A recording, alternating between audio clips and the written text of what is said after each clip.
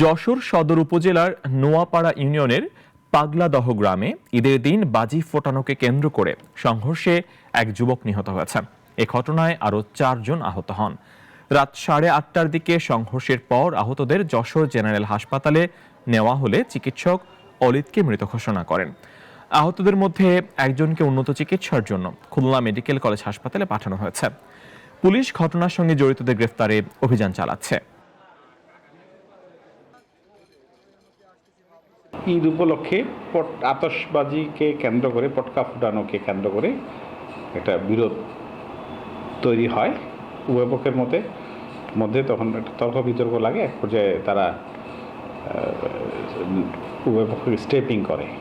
তো এক্ষেত্রে তাৎক্ষণিক তারা সিভিয়ার ইনজুর্ড হয়ে হলো অলিদ নামে একজন এবং আরিফ। তাদেরকে দ্রুত হাসপাতালে নিয়ে আসা হয়। অলিদ হাসপাতালে চিকিৎসার অবস্থাতে মারা যায় এবং আরিফ যে আছে তার ইনজুরি সিভিয়ার হলে তাকে উন্নত চিকিৎসার জন্য